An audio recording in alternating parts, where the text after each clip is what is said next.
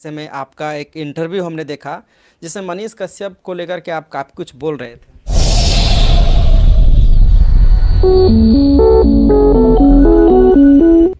नहीं, मनीष कश्यप तो राष्ट्रवादी पत्रकार हैं, हिंदुवादी पत्रकार हैं।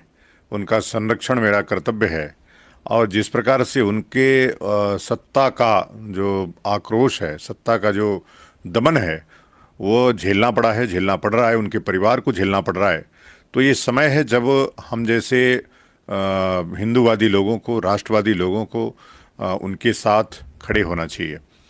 मैं चूंकि न्यायपालिका पे कोई टिप्पणी नहीं कर सकता, लेकिन जिस प्रकार से अभी न्यायपालिकाओं की, विशेष रूप से सुप्रीम कोर्ट की जो गतिविधियां इधर देखने को मिली हैं, जुबेर ने पूरा एक फेक न्यूज पूरी दुनिया में फैलाई और उससे जगह जगह दंगे हुए उत्तर भारत में और विदेशों में भी। लेकिन उसके ऊपर सुप्रीम कोर्ट ने उसका मुकदमा क्लब किया और उसको रातों रात जमानत दे दिया। मैं कहना चाहता हूं कि न्यायपालिका को अपनी साख बचाने का प्रयास करना चाहिए।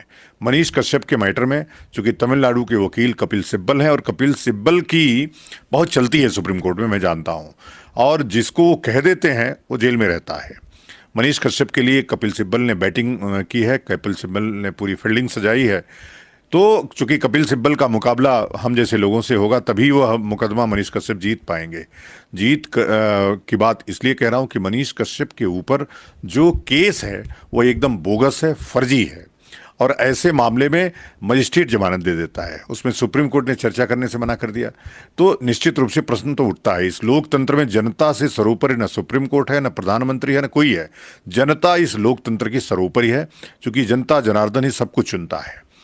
मैं जिस जनता को, मजलूम को, गरीब की आवाज़ मनीष कश्यप उठाते थे, उससे एक विशेष पार्टी को नुकसान हो रहा था। इसलिए उस पार्टी ने उनके ऊपर दमन चक्र चलाया और उनको जेल भेज दिया।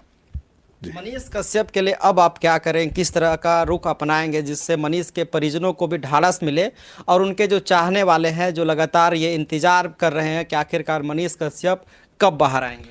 देखिए, मनीष कश्यप का जो मामला है वो लीगल कोर्स है। आपने देखा कितने लोग उनके समर्थन में, बिहार में मैं देख रहा हूँ जगह जगह उनके समर्थन में, और समर्थक उनके फ़ोन करते रहते हैं। मैंने अभी उनकी माँ और उनके भाई मुझसे मिलने आए थे। मैंने कहा कि आप मान के चलिए कि आप भगत सिंह की माँ हैं। भगत सिंह को भी ऐसे ही अंग्रेजी हुकूमत का के दमन चक्र का सामना करना पड़ा था और उनको फांसी हुई थी। लेकिन उनकी माँ ने उनको बार बार संबल दिया, आप माँ हैं, आप एक योग्य व्यक्ति, ऐसे व्यक्ति की माँ है जिसको पूरी दुनिया जानती है। और मनीष कश्यप किसी नाम का मोहताज तो नहीं है, तो आपको गर्व होना चाहिए। जेल कोई मर्डर करके, कोई चोरी करके, कोई रेप में, बलात्कार में नहीं गया है। रेप उसमें जेल वो सत्ता के दमन चक्र के नाते गया है, और सत्ता से संघर्ष करना कोई सामान्य बात नहीं है। मैंने चूंकि तमिलनाडु में उन लोगों की कोई पहुंच नहीं है, और हमारा कर्तव्य, हमारी एक लीगल पूरी टीम है, तो उस लीगल टीम को हमने लगा दिया है कर्नाटक, तमिलनाडु में। बहुत जल्दी, चूंकि लीगल कोर्स से होगा, उन बातों से नहीं होगा।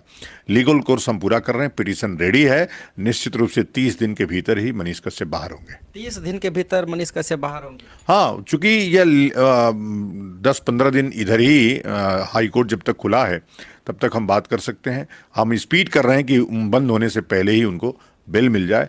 अगर लेट होगा तो 30 दिन, मैक्सिमम 30 दिन से लग रहा है। क्यों ऐसा लग रहा है कि जल्द मिल जाएगा? कुछ पता चल उस केस में पता तो भाई पता ही है कि 151 के मुकदमे में एसडीएम बेल दे देता है। मुझे पता है कि ये जो मामला हुआ है, एनएसए किस व्यक्ति पे लगाया जाता है? जिसका पिता फौज में हो, जो दिन रात भारत के लिए, भारत के लोगों के लिए दिन रात लड़ रहा हो, उसके ऊपर एनएसए लगाएंगे। आज एक फेक न्यूज़ फैलाई गई प्रभात खबर के द्वारा, और पहले भी प्रभात खबर ने लग करके, चूंकि वो आरजेडी के लिए बैटिंग करते हैं, उनके पैसे पे उनका पूरा काम चल रहा है प्रभात खबर का, तो प्रभात खबर ने बैटिंग करके मनीष कश्यप को जेल भेजने का काम किया। आज भी प्रभात खबर ने एक फेक न्यूज़ चलाई, प्रभात खबर के संपादक और जो उसने न्यूज़ लिखा है, क्या उसके ऊपर एनएसए लगेगा? फेक न्यूज़ फैलाई कि राज्यपाल ने अनुशंसा कर दी है, जबकि राज्यपाल ने ट्वीट करके कहा है कि हमने कोई अनुशंसा नहीं की है। इस फेक न्यूज़ पे किसके ऊपर कार्रवाई हुई हमने? और दूसरी बात, जो मनीष कश्यप ने जो रिपोर्ट थी, जो अपलोड किया था उन्होंने, जो खबर थी तमिलनाडु की, उससे कितनी जगह दंगा हुआ, कितने लोग मारे गए, कहाँ कहाँ आंदोलन हुए, तो ये सब चीज़ें न्यायपालिका में देखी जाती हैं। और न्यायपालिका अगर निष्पक्ष न्याय करेगी तो एक ही बार में उनको बेल मिल जाएगी और सारे मुकदमे क्लब हो जाएंगे। उनके घर वाले काफ़ी परेशान है, कहा जा रहा है कि ज़मीन बिक रहा है, परेशानी। देखो, मैंने कह दिया है कि अब वो जो खर्च होगा न्यायपालिका का वो पूरा मैं करूंगा, इसलिए अब वो कुछ बिकने का सवाल ही नहीं पैदा होता। मेरे ख्याल से वो गलत हाथों में सुप्रीम कोर्ट में चले गए थे, इसलिए उनका इतना ज़्यादा पैसा खर्च हुआ। मैंने उस दिन कह दिया और मेरा वादा है कि मनीष कश्यप के प्रकरण पे अब 1 रुपये उनके परिवार का खर्च नहीं होगा, पूरा खर्च हमारा ट्रस्ट करेगा। महाराज जी, आप मनीष कश्यप को समर्थन कर रहे हैं, ऐसे में अगर बात किया जाए तो बिहार सरकार ये दलील दे रही है, आपने कहा कि राष्ट्रवादी पत्रकार है मनीष, लेकिन बिहार सरकार ये सुप्रीम कोर्ट में दलील दे रही थी, उनके जो वकील कपिल सिब्बल है, कि मनीष कश्यप दरअसल पत्रकार तो है ही नहीं, एक राजनेता है, चुनाव भी लड़ चुका है, 60 लाख फॉलोवर है, इस तरह की चीज़ें।